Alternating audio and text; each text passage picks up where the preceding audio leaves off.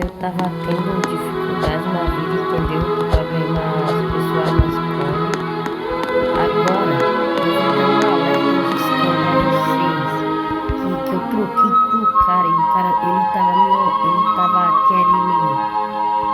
tava me oferecendo duas abelhas rainhas por 5 pets aleatórios.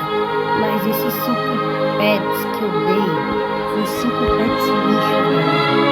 Mas aí eu dei